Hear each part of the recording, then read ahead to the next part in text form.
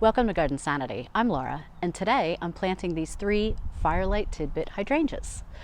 Now, these are very, very small. They're one of the smallest, if not the smallest, panicle hydrangea currently on the market.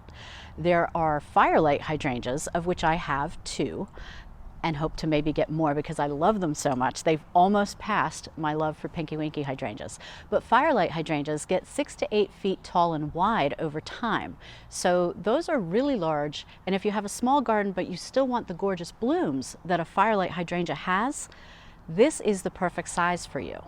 Now, as you can see, it looks like a sort of small plant. You almost could call it a shrub. This is a Proven Winners gallon size. I bought 3 of these through greatgardenplants.com, and I'll put a link in the description area below because they're a great place to order your Proven Winner plants from. They come straight from Michigan, right where all of these are grown. So I'll take you up front to plant these in a moment, but first I want to film back here because it's a really windy day out today. The seagulls are flying around above. It's a beautiful day. It's just really windy, and up there in the front yard, it's like a wind tunnel on those days, so it's better to film back here. I digress. So what's nice about these Fire Light Tidbit hydrangeas is that, as you can see, they're a pretty compact size.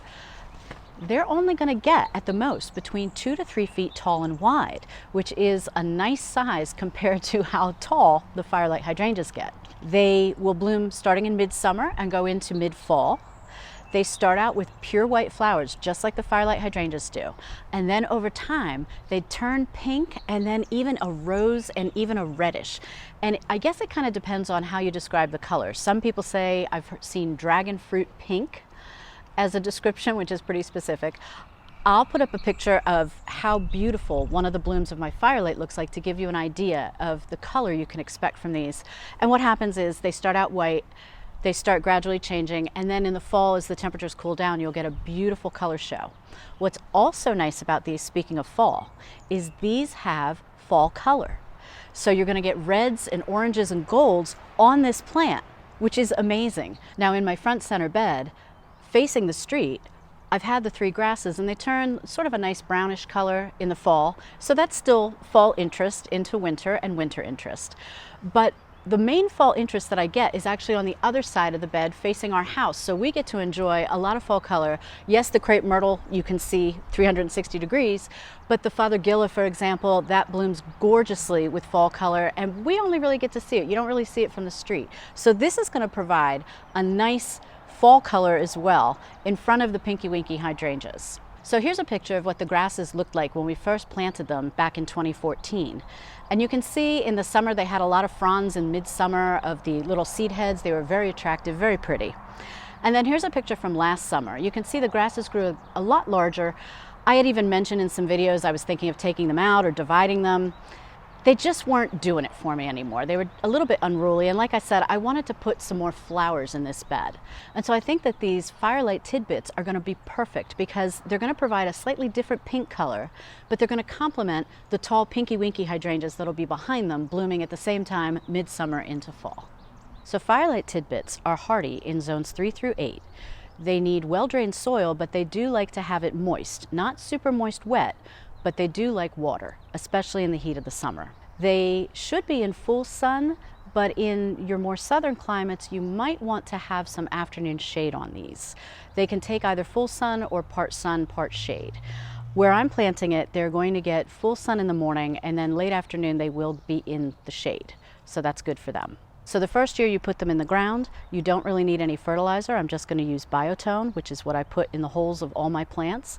But you don't really need to amend the soil at all. It's always best to have your perennials and shrubs planted in your native soil that you already have. Adding some compost is always fine once they're planted. But the first year you want them to get established. And speaking of that, when you plant shrubs especially, and perennials as well, a lot of times gardeners can get disappointed, especially newer gardeners. They say, I planted this and it didn't do anything, or it didn't even bloom. But there's this saying in the gardening world called sleep, creep, leap. And what that means is the first year, you may not notice that your shrub is doing anything, but underground, the roots are growing and they're getting established. And then the next year, creep is what they say, because it'll start to grow and you may think, it's growing, but it's still not doing too much. But I am seeing some growth. I'm getting flowers. It's nice, may not be perfect. But the third year is what they call leap. And that's when you will see the absolute beautiful show when these plants are nice and mature. Now, some plants will mature quicker than others, but it's something to keep in mind because a lot of times people like to plant annuals because they get that instant impact of color, and they get frustrated with perennials because, well, I'm really not getting the impact I want it right now as soon as I plant it. It does take some time. So your first year, you don't have to fertilize them at all when you plant them. Like I said, I'll just put a little biotone in the hole, which is a starter fertilizer. Next year, you can put either a rose fertilizer around, or I like to use an acid-based fertilizer. I use Hollytone by Espoma. It's a slow-release organic fertilizer. Put it around the drip line. You know, if this is the plant in the ground, you're going to put it all around the drip line so that when it rains, it'll wash it in, or you could water it in with the hose. And that's all you really need to do for it. It doesn't really require a lot of fertilizer to grow.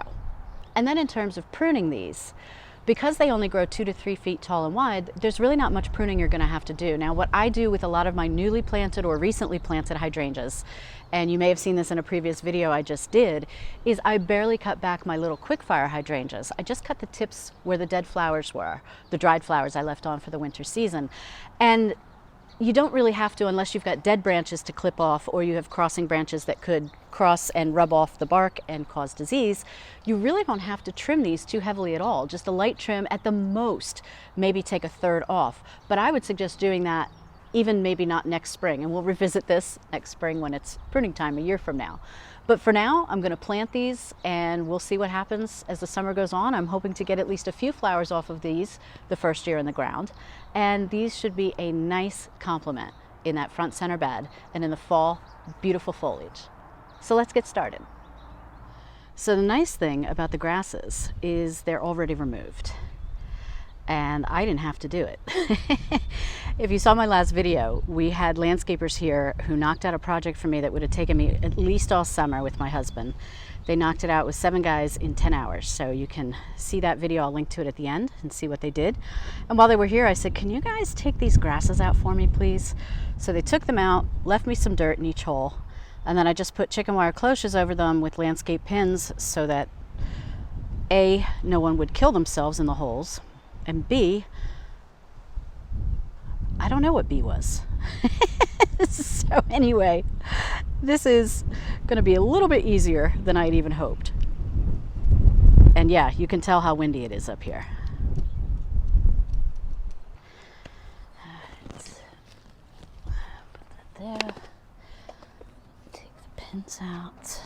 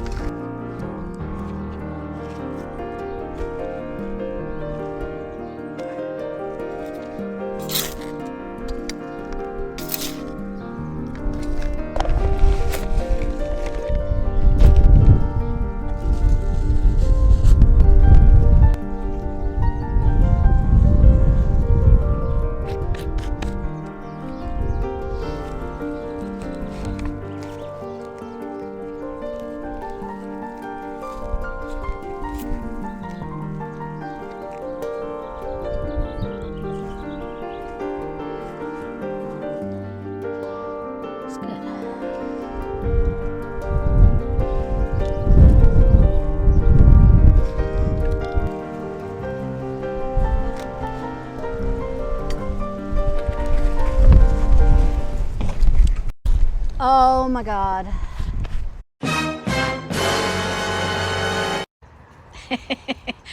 I'm okay. And so is the camera, but wasn't sure there for a moment. I told you it was windy, and boy, that knocked the tripod over and the camera wouldn't start. So I said, okay, I just got to get these planted and just try to stay calm. Garden sanity. So I think after here comes wind again. I think after the camera,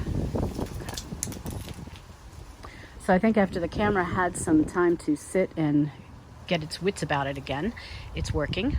No harm, no foul. And you can see how pretty these Fire Light hydrangeas are going to look.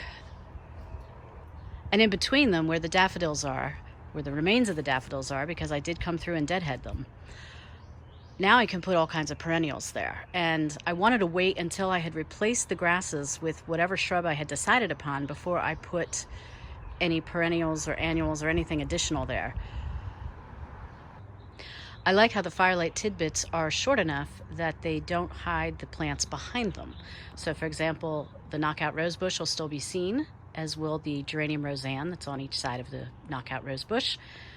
And then over here, the peach drift roses, which I actually am letting grow a little bit taller than I normally would. I didn't prune them back as far this year, partly because I wanted to see how they balance out with the Fire Light Tidbit in front of it. But hopefully it'll all be well.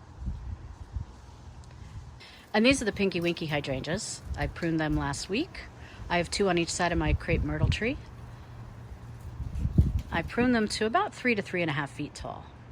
And I cut back a lot from the bottom and sides to kind of rein them back in a little bit this year. And then you see the Fothergilla starting to bloom. It's all looking really pretty. It's just a beautiful day out. So you can watch this video next if you haven't seen it already, which is the landscape project that was knocked out in 10 hours with 7 guys. They did it in one day and I'm thrilled about it. And until next time, happy gardening.